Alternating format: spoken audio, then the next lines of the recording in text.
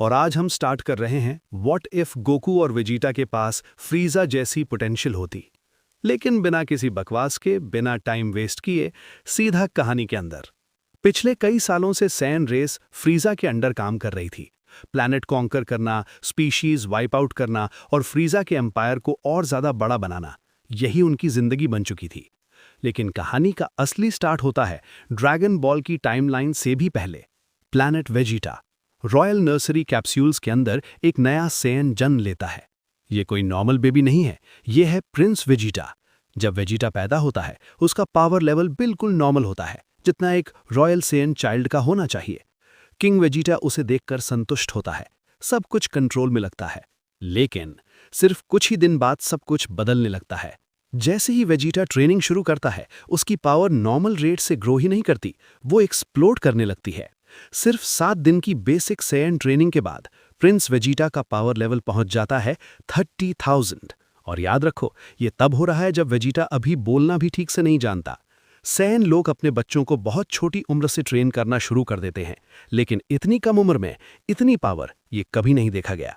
King Vegeta पहली बार uneasy महसूस करता है। ट्रेनिंग के दौरान जब वो अपने बेटे के साथ स्पार करता है, एक मोमेंट आता है जब वेजिटा का एक अनकंट्रोलेबल अटैक सीधा किंग वेजिटा को सीरियसली हर्ट कर देता है। किंग वेजिटा जमीन पर गिर जाता है। रॉयल गार्ड्स शॉक में आ जाते हैं और छोटा सा वेजिटा अपनी आंखों के सामने अपने पिता को खून में देखता है। वेजिटा कुछ सेकंड्स के लिए फ्रीज हो जाता है। उसका दिमाग अभी इमेच्योर है, इमोशंस को प्रोसेस करना उसके लिए मुश्किल है, और वही मोमेंट उसके दिमाग पर गहरा असर छोड़ देता है।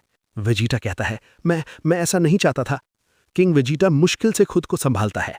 किंग वेजिटा कहता है, वेजिटा, तुम्हारी पावर खतरनाक है, तुम्हें इसे कंट्रोल करना सीखना होगा।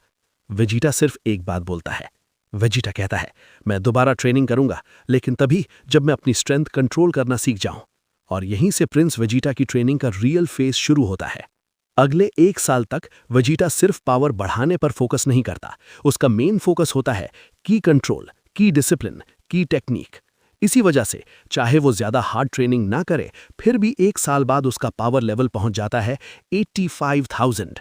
ये नंबर सिर्फ ज्यादा नहीं है, ये अलार्मिंग है। प्लैनेट वेजिटा पर अफवाह फैल जाती है। सैयन लोग चुप के बात करने लगते हैं, ये बच्चा शायद लेजेंडरी सुपर सैयन है, ये वही लिबरेटर है जो सैयन रेस को आजाद करेगा। लेकिन सिर्फ सैयन ही नोटिस नहीं कर रहे होते, कहीं दूर एक और आंख इस पावर को देख रही होती है।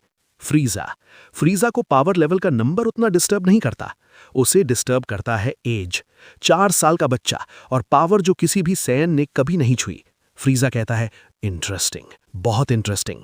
वो डिसाइड करता है वेजिटा को नजर में रखना जरूरी है। वेजिटा इतना स्ट्रांग हो चुका होता है कि उसे अर्ली स्क्वाड ड्यूटी मिल जाती है नापा के साथ। रादित्स अभी ट्रेनिंग में होता है और फ्यूचर में ज्वाइन करने वाला होता है। नापा जब वेजिटा के सामने खड़ा होता है, वो रिस्पेक्ट के साथ सर झुकाता है। नापा कहता है, आप प्रिंस हैं, लेकिन मुझे अपनी आंखों से देखना है। वेजिटा चीखता है हाई पिच्ड बच्चों वाली आवाज में। वेजिटा कहता है, तुम मुझे हरा नहीं सकते। नापा हंस पड़ता है, लेकिन हंसना ज्यादा देर तक नहीं रहता। जैसे ही फाइट शुरू होती है, नापा एक किक मारता है और वेजिटा सीधा आगे टेलीपोर्ट जैसा मूव करके अपनी छोटी सी फिस्ट नापा के चेस्ट पर मारता है। क्रैक, आर्मर टूट जाता है। नापा हवा में उड़ता हुआ वॉल से टकराता है और बेहोश हो जाता है। जब नापा होश में आता है, वो देखता है वेजिटा उसके ऊपर खड़ा है, मॉकिंग फेस के साथ।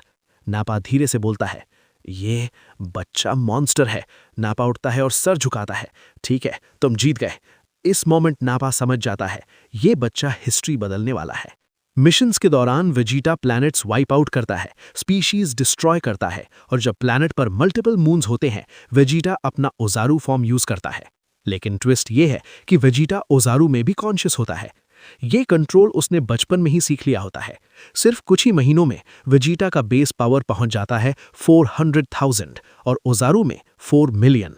नापा उसे वार्न करता है, अपनी पावर सप्रेस करना सीखो, अगर फ्रीजा को पता चला प्लैनेट वेजिटा खत्म हो जाएगा। वेजिटा समझ जाता है, वो सिर्फ स्ट्रांग नहीं, स्मार्ट भी बन रहा होता है। इसी टाइम ब्रोली का एंगल चेंज होता है। किंग वेजिटा ब्रोली से जेलस नहीं होता, क्योंकि प्रिंस वेजिटा की ग्रोथ ब्रोली को भी पीछे छोड़ रही होती है। इसीलिए ब्रोली को वेजिटा के स्क्वाड में डाल दिया जाता है ताकि वेजिटा उसे कंट्रोल कर सके।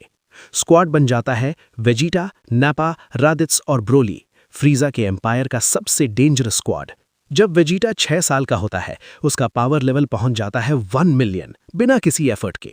और इसी वक्त बार्डक को विजन्स आने लगती हैं, प्लैनेट वेजिटा का डिस्ट्रक्शन और वही डिसीजन काकारोट को अर्थ भेजने का।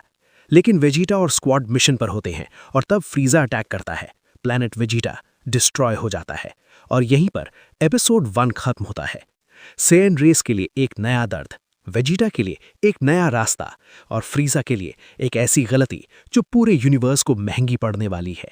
अगर तुम्हें यह कहानी पसंद आ रही है तो एनिमे हरितास को सब्सक्राइब करो, कमेंट में लिखो नेक्स्ट पार्ट और बताओ स्टोरी कैसी लग रही है, क्योंकि अगले एपिसोड में वेजिटा को पता चलेगा कि प्लैनेट वेजिटा किसने डिस्ट्रॉय किया।